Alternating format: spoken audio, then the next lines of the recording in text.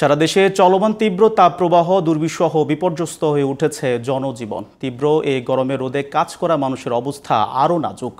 অসহনীয় এই গরম থেকে কিছুটা স্বস্তি পেতে কেউ পান করেছেন ফুটপাতের শরবত, কেউ বা ডাবের পানি। FM বাইজিতের রিপোর্টে বিস্তারিত। তীব্র গরমে অতিষ্ঠ দেশের মানুষ। কাছাকাছি সময়ে নেই বৃষ্টির কোনো সম্ভাবনা, এমনটাই জানিয়েছে আবহাওয়া অধিদপ্তর। এমন পরিস্থিতিতে শ্রমজীবী শিশু ও বয়স্কদের একটানা রোদে না থাকার পরামর্শ দিয়েছেন বিশেষজ্ঞ ডাক্তাররা।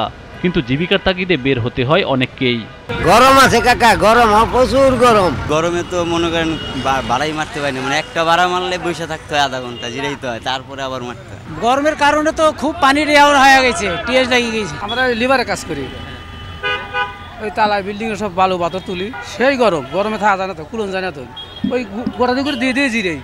নানান জরুরি প্রয়োজনে যারা ঘরের বাইরে বেরিয়েছেন, প্রচণ্ড গরমে তারা তৃষ্ণা নিবারণের চেষ্টা করেছেন ফুটপাতের শরবতের দোকানে। অতি গরম তো, ওই জন্য ভাই ঠিকতে পারতেন না, লেবু শরবত খেয়েছি। আমি আসছি বিজেতে ডাক্তার দেখানোর জন্য। কালকে রাজশাহী থেকে আজকে আমি আসি, অনেক অসুস্থ, টিকতে পারতেছি না গরমে ঢাকায়। এখন লেবুর শরবত খাচ্ছি, এই আর কি। অনেক বেশি গরম, শরবত খাইতে হয়। গরম বাড়ার সাথে সাথে ফুটপাতের দোকানগুলোতে বিক্রিও বেড়েছে বলে জানায় দোকানিরা। গরম হলে তো আমাদের বেচা কিনা একটু ভালো, শরবত লেবুর শরবতটা খাওয়ার তো অনেক ভালো।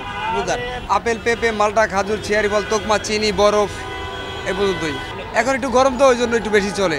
এদিকে গরম থেকে মুক্তি পেতে দেশের বিভিন্ন স্থানে বৃষ্টির জন্য বিশেষ নামাজ ও দোয়া অনুষ্ঠিত হয়েছে।